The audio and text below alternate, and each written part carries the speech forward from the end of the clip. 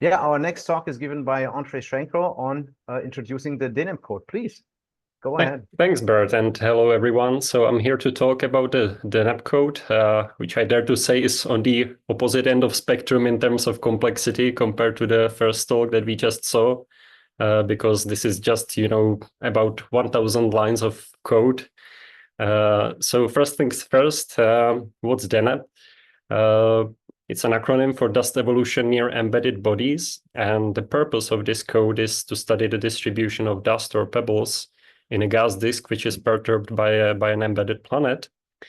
And it's basically a hybrid fluid particle code in which the gas is treated as a fluid on a fixed Eulerian mesh, but it is not evolving. So it's just important, maybe from a standalone hydro simulation, or it can be prescribed based on some analytic model of the gas disk. And then you have dust or pebbles represented by Lagrangian superparticles that are evolving due to the gravity of the star, the planet, and the gas drag. And so far, it's been used in one paper that we published just recently, and I had to put it here because I was able to mention pebbles twice in the title already. So that's great accomplishment. But feel free to check out the paper if you want to look into details about this code. So the basic workflow of the code goes like this. So at the beginning, you need to load your information about the gas, such as the gas density, velocity field, and grid information. I do it from a hydro simulation, but the code can be easily adapted to some other form of an input. And so far, the limitation is that you have to use 2D polar coordinates, but that can be also extended in future if needed. So this is an example of an input gas density field. So we have surface density in a plane of radial distance and azimuth. It is a polar grid, but I'm using here this rectangular projection just for simplicity. We have a planet sitting in the middle, and it launches some spiral wake. So this is our background for dust or pebble evolution. And then you initialize your pebbles or dust, represented by superparticles. So you just initialize them in an interval of radii, or you can also initialize them at a fixed radius if you want, so that you have just a ring of particles. And what does it mean when I'm speaking about superparticles? These are basically just test particles, so they are not interacting together. They are not interacting with the planet, for example. But each of them carries some amount of mass, so that if you take this initial snapshot and convert it to surface density distribution of dust, you get your desired initial profile. For example, you might want your initial dust to gas ratio be equal to 1% or something like this. So each particle carries some mass, and so that's why I'm calling them superparticles. And then you let these superparticles evolve, and you trace whatever quantity is of interest to you. For example, here I'm showing a time-averaged surface density of pebbles. And you can see that they develop this kind of void near to the planet and some sort of filament which propagates to the inner disk thanks to the drift. And in our paper, we were mostly interested in looking at the surroundings of the planet, because you get this highly asymmetric distribution of pebbles, and that can be important for the torque that the planet then feels. Here are some technical details. So the code is written in C and is currently parallelized with OpenMP. And it is really lightweight at the moment. It's just 1,200 lines of code, really. And it's not publicly available yet because it's still missing some essential features, like an option for restart, for example. So that's something that needs to be done before the first release. The integration method to evolve the n-body system is a second-order exponential midpoint method from paper by Mignone et al. 2019. So that's a method that they use in Pluto, for example, in 2D polar coordinates. And basically what we solve for each superparticle is this equation of motion in heliocentric coordinates. where you basically just have the contribution of stellar gravity, planet's gravity, and then we have this indirect term because the frame is non-inertial, and then we have the aerodynamic drag due to the gas, due to the background gas. But we solve it in terms of polar coordinates, radius, azimuth, and then radial velocity and specific angular momentum. So in each time step, the code does the following. First, the orbits are propagated for half a time step. Then we rotate the whole system to keep the planet at a fixed position. This is necessary because we are not evolving the background gas, so that we need to keep it synchronized with where the planet is. If, for example, the gas is perturbed by the planet initially. Then we account for the indirect term, as I said, because the frame is heliocentric. Then we apply the source terms and basically the accelerations. Then we can account for some boundary effects at the borders of your box where the superparticles are. And then we again drift per half a time step, and then we rotate. So about the time step size, this one is user-defined, but it can differ based on the distance from the planet. So for example, you can define some critical radius, some sphere around your planet, and when a particle enters this sphere, the time step to evolve it might get a little bit shorter based on what you want to do. And then, of course, it is necessary sometimes to discard superparticles. This is usually done when they enter some sort of an accretion radius. It can be the physical surface of the planet, but it can also be something bigger if you want. And also because the particles are drifting, you might want to discard them when they cross the inner radius of your domain. Vice versa, you might want to add superparticles. So this is done at the outer boundary of your box to maintain the mass flux in pebbles.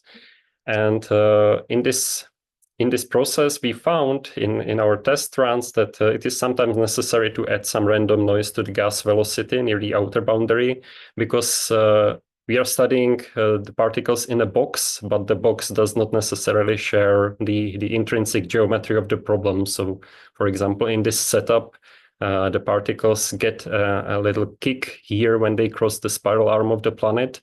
And then this creates some spurious filaments that propagate towards the inner part of the domain. And by introducing some noise at the outer boundary, we can efficiently remove this sort of artifacts. Okay, let's move on. So it is also necessary because we want to evolve superparticles that move freely over the background grid. You need some sort of interpolation to, for example, find the gas velocity at the location of superparticles. So this is done by bilinear interpolation.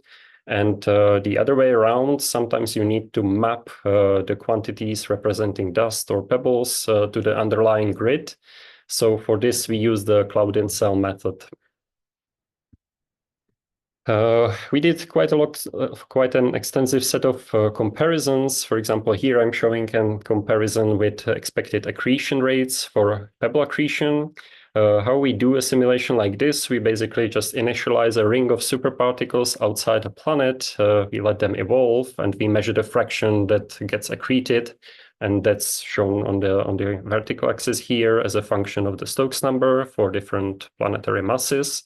So the red points are results of our simulation, and the curves are predictions from works by Liu and Ormel 2018 in 2D and 3D, and you can see that they correspond pretty well.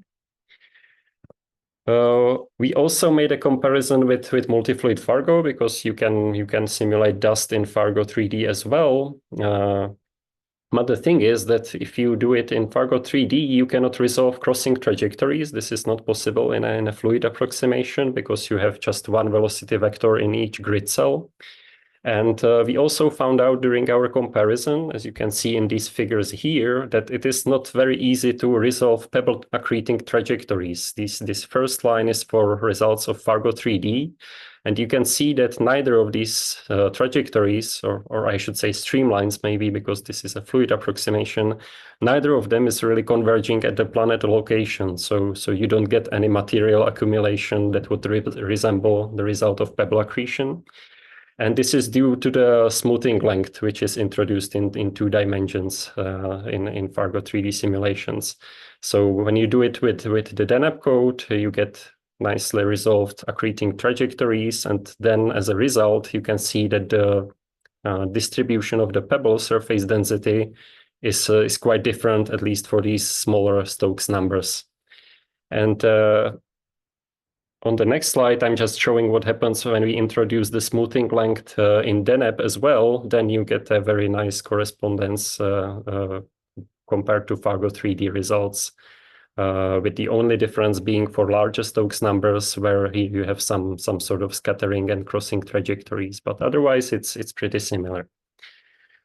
And finally, we also compared with Dusty Fargo ADSG, which apart from having a very long name, is also a hybrid code which evolves gas as a fluid and dust as superparticles, but does so simultaneously. So the gas is not just a static background as in Deneb, but it's really evolving.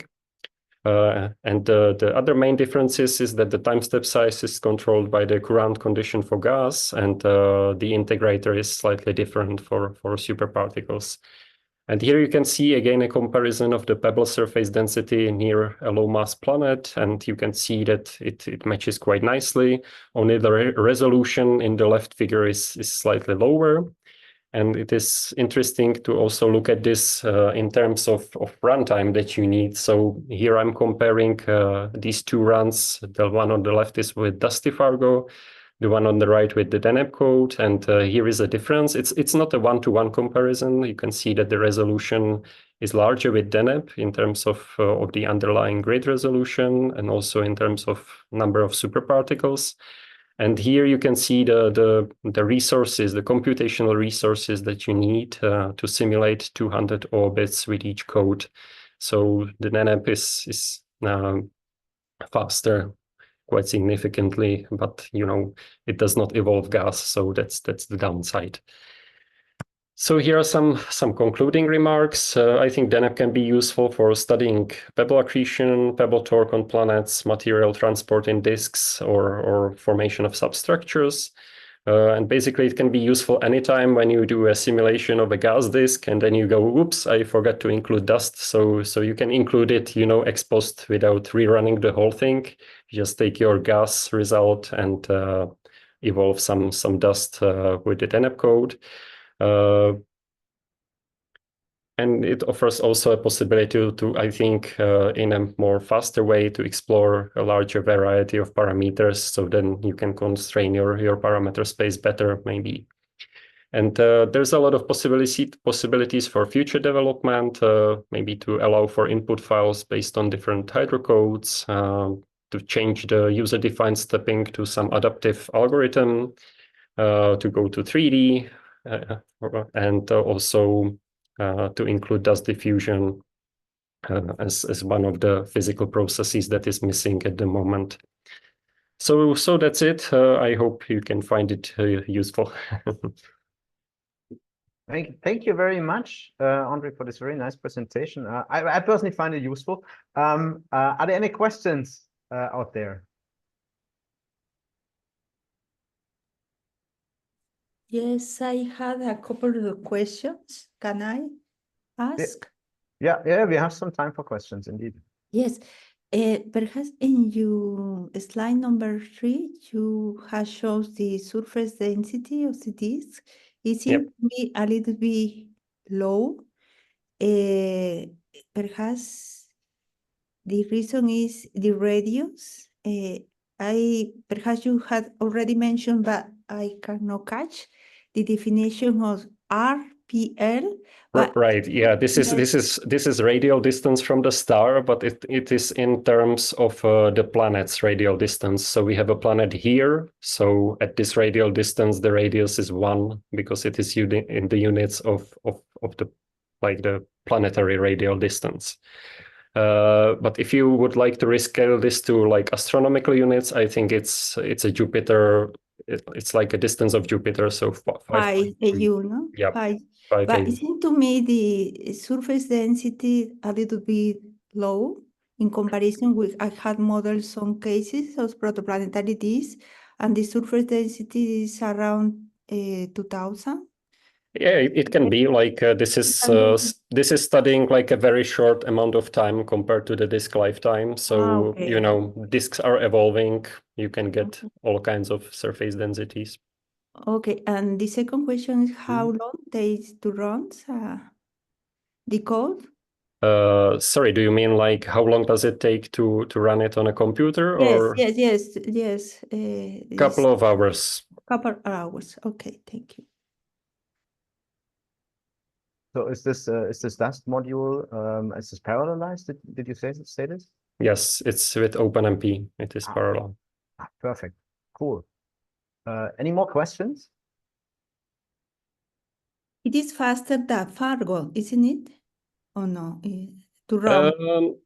Well, it's hard to compare. Like I didn't do a one-to-one comparison. The thing is that the time step in Fargo is limited by the current condition for gas. You know, you always need to evolve the gas along with the dust. So I wouldn't say it's necessarily faster, but yeah. Thank you.